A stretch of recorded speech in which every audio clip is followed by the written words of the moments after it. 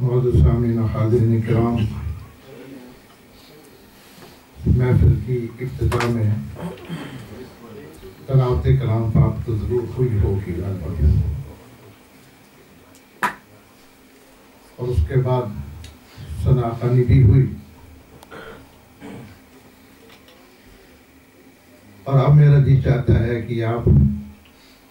نعت کی صورت پیارے مصطفیٰ کریم صلی اللہ علیہ وسلم کی تعریف سنتے رہے۔ نظم کی صورت میں اب چند منٹوں کے لیے یہ فقیر نثر کی صورت میں پیارے آقا علیہ السلام کے شان پاک میں چند الفاظ بیان کر کے صرف اپنی بھی حاضری اس لیے لگوا رہا ہے کہ شاید قیامت کے دن میرے آقا علیہ السلام کی ہم گناہ گاروں پہ جب نظر پڑے تو اس فقیر پہ بھی نظر پڑے اور اتنا فرما دیں کہ آ جاؤ میرے امتی، میں نے تجھے بطور امتی قبول کر لیا۔ اور میرے آقا علیہ السلام کی مدح سرائی کی بڑی شان ہے۔ جب حضرت حسان بن ثابت رضی اللہ تعالی عنہ نے اس خواہش کا اظہار کیا کہ یا رسول اللہ صلی اللہ علیہ وسلم، میرا جی چاہتا ہے کہ آپ کو سامنے بٹھا کر آپ کی تعریف کروں، اور حضرت ابوبکر صدیق رضی اللہ تعالی عنہ بھی یہی عرض کیا کرتے تھے۔ جب پوچھا گیا حضرت ابوبکر صدیق رضی اللہ تعالی عنہ سے، حضرت عمر فاروق رضی اللہ تعالی عنہ سے، حضرت عثمان غنی رضی اللہ تعالی عنہ سے، حضرت علی المرتضی رضی اللہ تعالی عنہ سے کہ تمہاری پسندیدہ چیز کیا ہے؟ ہر ایک نے اپنی اپنی پسندیدہ چیز بتائی، تو جناب حضرت ابوبکر صدیق رضی اللہ تعالی عنہ نے عرض کیا کہ النظر الی وجہک یا رسول اللہ صلی اللہ علیہ وسلم، میری زندگی کی خواہش یہ ہے کہ آپ کا چہرہ اقدس سامنے ہو اور ابوبکر صدیق کی آنکھیں ہوں اور آپ کو دیکھتے دیکھتے میری جان نکل جائے۔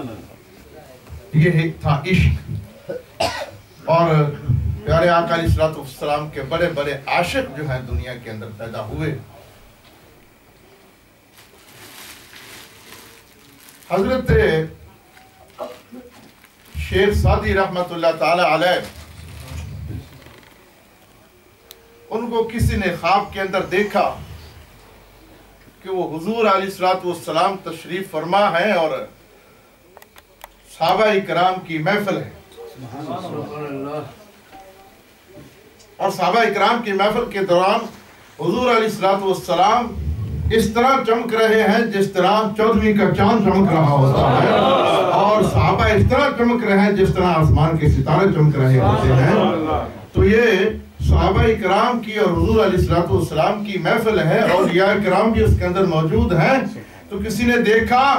کہ شیخ سعدی رحمت اللہ تعالی علیہ کھڑے ہو کر حضور علیہ السلام کو پنکھا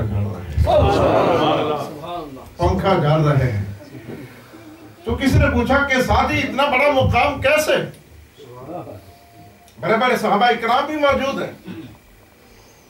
اور بڑے بڑے اولیاء کرام موجود ہیں، اور یہ اعزاز کیسے مل گیا تجھے؟ تو نے عرض کیا کہ ایک نعت لکھی ہے حضور علیہ السلام کی اپنی زندگی کے اندر، جس کی وجہ سے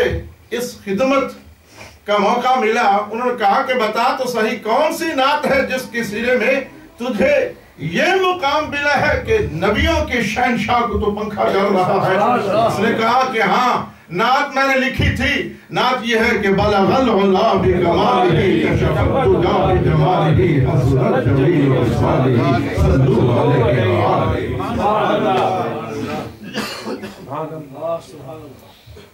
یا رسول اللہ صلی اللہ علیہ وسلم۔ سادی تو سادی تھے اور بہت بڑے عاشق تھے۔ ہمارے پاس تو ایسے الفاظ بھی نہیں ہے کہ جو سادی نے آپ کی شان میں عرض کیے، لیکن یا رسول اللہ صلی اللہ علیہ وسلم، آپ کو یاد کرنے کے لیے یہاں پر بیٹھے ہوئے ہیں۔ جتنے بھی ہمارے محدود سا ذخیرہ الفاظ ہیں اس سے آقا آپ کی شان بیان کر رہے ہیں، اور یہ اس محفل کا واسطہ دے کر آپ کی بارگاہ میں عرض کرتے ہیں کہ یا رسول اللہ صلی اللہ علیہ وسلم، قیامت کے دن جب آپ کے شفاعت کے لیے ہاتھ کھلے تو آقا ہم گناہگاروں کو بھی یاد فرمائیں، اس کالی کملی کے اندر یا رسول اللہ ہم گناہگاروں کو بھی چھپائیں، اس لیے کہ میرے آقا علیہ الصلوۃ والسلام صرف انسانوں کے ہی نبی نہیں، نبیوں کے بھی نبی۔ حضرت آدم علیہ السلام کی جب آنکھ کھلی پیدا کیا گیا جنت کے اندر، تو آپ نے سب سے جو پہلی نگاہ پڑی وہ عرش الہی کے پائے پر پڑی، تو جب پائے پر پڑی تو وہاں پر ایک نام لکھا ہوا دیکھا، کلمہ لکھا ہوا دیکھا، کیا فرماتے لا الہ الا اللہ محمد رسول اللہ صلی اللہ علیہ وسلم، عرش کے پائے پہ لکھا ہوا تھا۔ جب جنت سے نکالے گئے اپنی اس بھول کی وجہ سے اور دنیا پہ تشریف لے آئے، تو حدیث پاک میں آتا کہ 300 سال تک روتے رہے، اور ندامت کی وجہ سے آسمان کی طرف نگاہ اٹھا کر بھی نہیں دیکھا، 300 سال تک روتے رہے۔ اور جب معافی کا وقت قریب آیا تو خدا نے دل کے اندر کچھ الفاظ القاء کیے۔ قرآن کہتا ہے کہ فَتَلَقَّى آدَمُ مِن رَبِّهِ كَلِمَاتٍ، آدم کے دل کے اندر میں نے چند کلمات ڈال دیے، اور ان کو خیال آیا کہ کیوں نہ اس نام کا واسطہ دوں کہ جب میری آنکھیں کھلی تھی تو میری نگاہ اس نام پہ پڑی تھی، شاید یہی نام آج میرے کام آ جائے اور اس نام کے واسطے سے مجھے معافی مل جائے۔ عرض کیا یا رب العالمین، جب میری آنکھ کھلی تھی تو میں نے دیکھا تھا کہ عرش الہی کے پائے پر لکھا ہوا دیکھا تھا لا الہ الا اللہ محمد رسول اللہ۔ تو یا رب کریم، مجھے اس وقت ہی اندازہ ہو گیا تھا کہ یہ نام بڑی عظمتوں والا نام ہے کہ جس کو خدا کے نام کے ساتھ جگہ ملی ہے۔ یا اللہ، اس نام کا واسطہ دے کر کرتا ہوں، میرے اس بھول کو معاف فرما دے۔ تو کہوں کہ آدم، اتنا پیارے نام کا تو نے واسطہ دیا ہے، اگر قیامت تک ساری اولاد کی خطاؤں کی بھی معافی مانگتا تو میں وہ بھی دے دیتا۔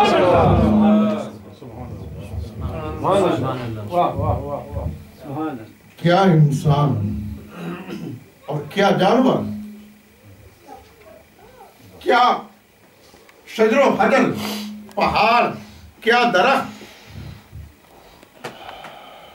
صحابہ اکرام کے ساتھ باہر سیر کے لیے تشریف لے گئے، جنگل سے گزرے، ایک یہودی نے ہرنی پکڑی ہوئی ہے۔ حضور علیہ السلام کو جب ہرنی نے دیکھا، قریب سے گزرے تو ہرنی کی آنکھوں سے آنسو آ گئے، اس کو پتا تھا کہ اللہ کا نبی آ گیا۔ فریادیوں کی فریادوں کو سننے والا ہے۔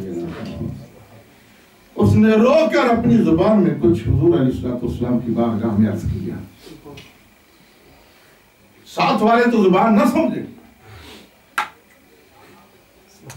یہ اللہ کے نبی ہی تھے جو انسانوں کی بھی، جنات کی بھی، اور درختوں کی بھی، اور پتھروں کی بھی بولیاں سمجھتے۔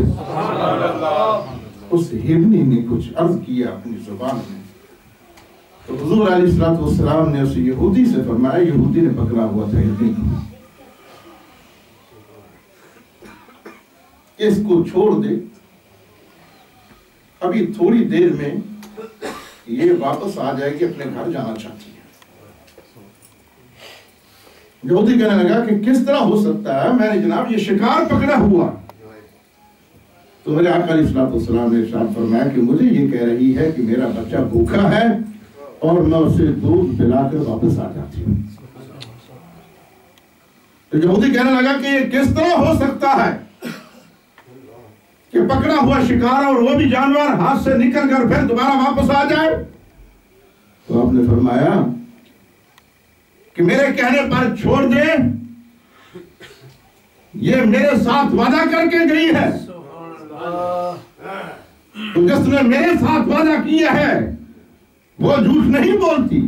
میرے ساتھ وعدہ کر کے گئی ہے، تو میرے کہنے پر اس کو چھوڑ دے، ابھی دودھ پلا کر اپنے بچے کو واپس آ جائے گا۔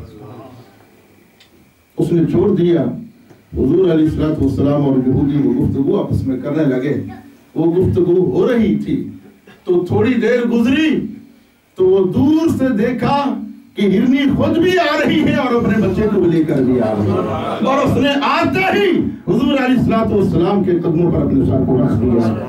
اور پھر اس کی آنکھوں سے آنسو بہانے لگے. اور میرے آقا علیہ السلام نے ارشاد فرمایا کہ تم نے دیکھا کہ یہ اللہ کے نبی کے ساتھ وعدہ کر کے گئی ہے اور یہ جھوٹ نہیں بولے گی، واپس آ جائے گی، اور وہ تیرا شکار واپس آ گیا ہے. تو یہودی کا سر بھی اس ہرنی کے ساتھ ہی حضور علیہ السلام کے قدموں پہ جھک گیا اور اس نے بھی پڑھا اشہد ان لا الہ الا اللہ وحدہ لا شریک لہ واشہد ان محمد عبدہ ورسولہ، کہ جس نبی کو جانور بھی جانتے ہیں، جس کی نبوت کی گواہی جانور بھی دیتے ہیں، میں انسان ہو کر کیوں نہ ہو اس نبی کا کلمہ پڑھ کے میں بھی جنتی بن گیا. اور حضور علیہ السلام کے غلاموں میں میرا نام دیا. سبحان اللہ.